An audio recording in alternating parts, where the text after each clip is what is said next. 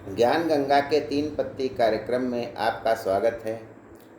आज हम बताएंगे एक कीट के संबंध में जो किसानों का शत्रु होता है। यह एक रेगिस्तानी कीट है जो पूर्वी अफ्रीका के भाग से दलों के रूप में पूरब की ओर बढ़ता है। सऊदी अरब, अफ़गानिस्तान, पाकिस्तान होते हुए पश्चिमी सीमा से भारत में प्रवेश करता है। यह कीट होता है टिड्डी। ये सदैव इसी रूट पे चलता है, अर्थात पहले पाकिस्तान में आता है, फिर पश्चिम से हमारे भारत में प्रवेश करता है। इसका एक दल जो होता है, टिड्डी का समूह जो होता है, वह 1 वर्ग किलोमीटर से भी अधिक बड़ा हो सकता है। एक दल में औसतन 4 से 6 करोड़ टिड्डियाँ होती हैं और ये फसल, फल, सब्जी, अनाज, फूल, पत्ती, बीज, पेड़, छाल, टहनियाँ, जो कुछ इनके मार्ग में आता है उसे चट करती हुई आगे बढ़ती हैं, अर्थात खाती हुई चली जाती हैं, कुछ भी नहीं बचता है। एक टिड्डी एक दिन में 2 से 3 ग्राम तक खाना खाती है, लेकिन करोड़ों की संख्या जो इनकी होती है उसके कारण फसलें रह ही नहीं जाती हैं, सब खा जाती हैं। पत्तियाँ हों, फूल हों, सब कुछ खाद लिया जाता है इनके द्वारा। इसीलिए यह कीट किसानों का शत्रु होता है। एक टिड्डी दल एक दिन में लगभग 1200 कुंटल फसल खा जाता है। 15 किलोमीटर प्रति घंटे की रफ्तार से इनकी उड़ान होती है और एक दिन में लगभग 150 किलोमीटर की दूरी तय की जाती है और रास्ते में जो कुछ भी आता है वह सब ये खा जाती हैं। एक टिड्डी की उम्र 3 से 5 महीने तक होती है। इनमें प्रोटीन के अलावा मिनरल एवं फैटी एसिड भी पाया जाता है, जिसके कारण अफ्रीका, एशिया और खाड़ी देशों में इन्हें खाया भी जाता है। तो यह किसानों के शत्रु टिड्डी की बात हुई। अगली बात करते हैं कि जब हम कुत्ते को देखते हैं तो उसकी नाक सदैव गीली रहती है।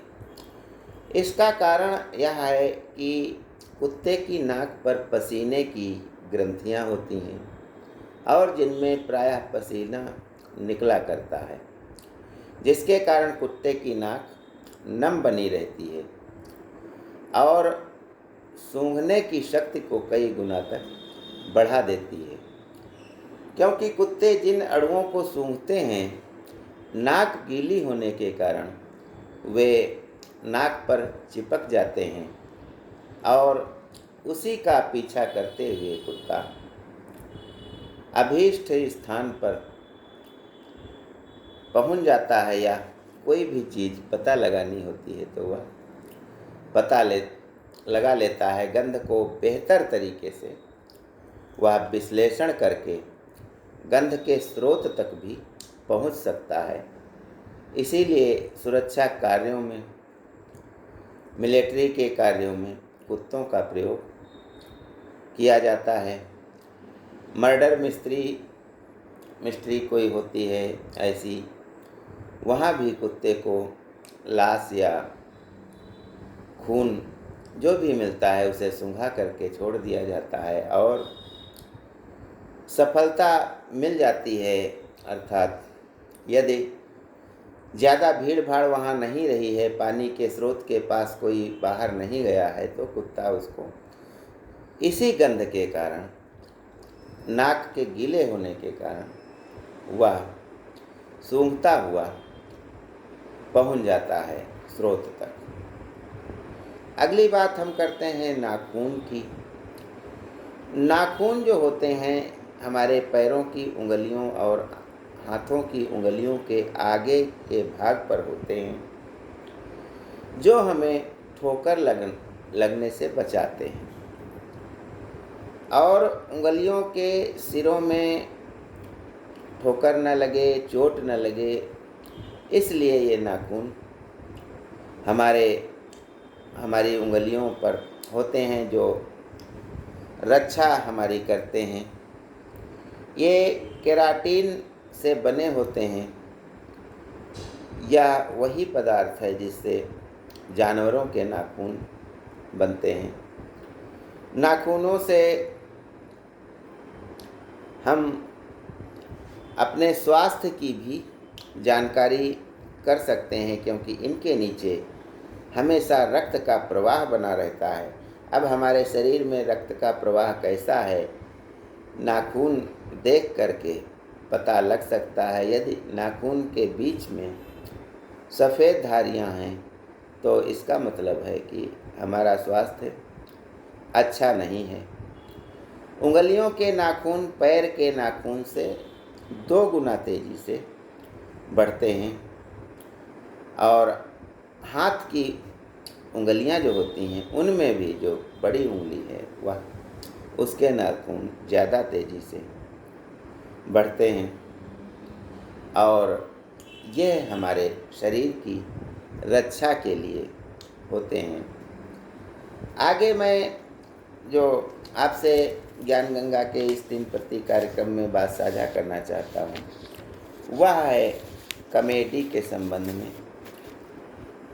कॉमेडी जो होती है, किसी व्यक्ति को, लोगों को हंसाने के लिए एक तकनीक होती है जिसे कॉमेडी कहा जाता है। यह एक आर्ट है जो हमारा तनाव दूर करती है, यानी हमें डिप्रेशन से बाहर निकालती है। और जब हम कुछ सोच रहे होते हैं, गंभीर मुद्रा में होते हैं, तो हमें हल्के फुल्के वातावरण का एहसास भी कॉमेडी ही कराती है। जब कॉमेडी की बात होती है तो कॉमेडी कई प्रकार की होती है। जैसे किताब या नाटक को दोबारा हास्य के रूप में पढ़ना या उसमें कुछ परिवर्तन करके हम कॉमेडी को आसानी से बना सकते हैं, हास्य रूप में प्रस्तुत कर सकते हैं। लेकिन सबसे अच्छी कॉमेडी वह होती है जो खुद पर की जाती है। मुंगेरी लाल के हसीन सपने, गजोधर गुत्थी, शेख चिल्ली, लुक्का, इनके द्वारा जो कॉमेडी की गई है वो खुद के किरदार को हास्य रूप में रखकर की गई है। और एक कॉमेडी यह भी होती है कि किसी फिल्म या किसी नाटक के कुछ डायलॉग हमें याद होते हैं, उसके आधार पर कॉमेडी की जाती है। जैसे शोले के डायलॉग कितने आदमी थे, अब भी इसकी कॉमेडी लोगों को याद है। एक अन्य प्रकार की कॉमेडी होती है जिसे सिटकॉम कॉमेडी कहते हैं। जैसे बागले की दुनिया, ऑफिस ऑफिस, श्रीमान श्रीमती, हम 5 आदि नाटकों में ऐसी कॉमेडी हमें देखने को मिली है। एक अन्य प्रकार की कॉमेडी स्टैंड अप कॉमेडी होती है, जिसमें कोई भी व्यक्ति मंच पर खड़े होकर ऐसे डायलॉग या किसी की नकल आदि करता है जिससे लोगों को अच्छा लगता है। राजू श्रीवास्तव, कपिल शर्मा, इनकी कॉमेडी ऐसे ही होती है। और कुछ कॉमेडी ऐसी भी होती है जिसमें अच्छे शब्दों का प्रयोग नहीं किया जाता है, प्रतिबंधित शब्द, द्व्यर्थी डायलॉग, ये सब होते हैं। तो इसे हम ब्लैक कॉमेडी के नाम से जानते हैं। अगली बात हम आपसे करते हैं कि संसप्तक व्रत क्या होता है। तो संसप्तक व्रत होता है कि एक ऐसा व्रत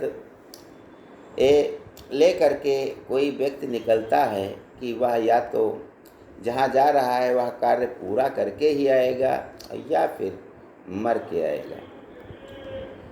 महाभारत का युद्ध जब चल रहा था तो जब चक्रव्यूह की रचना की जानी थी तो उसके पहले संसप्तक व्रतधारियों की एक टोली थी जिसे दुर्योधन ने लगा रखा था कि अर्जुन को ललकारो और आगे बढ़ते जाओ, और अर्जुन जब पीछा करेगा तो वह धीरे धीरे एक व्यक्ति को मारेगा, दूसरा आके उसे ललकारेगा, तीसरे व्यक्ति को मारेगा, ऐसे मारता हुआ वह युद्ध क्षेत्र से कई किलोमीटर बाहर चला जाएगा। तब इधर चक्रव्यूह की रचना द्रोणाचार्य जी करेंगे और युधिष्ठिर को पकड़ लिया जाएगा। यह था संसप्तक व्रत धारियों के संबंध में सामान्य जानकारी, जिसके कारण अर्जुन युद्ध क्षेत्र से बाहर चले गए थे और अभिमन्यु ने चक्रव्यूह तोड़ने का प्रयास किया था, किंतु 7वें द्वार को तोड़ते हुए वह वीर गति को प्राप्त हुआ था।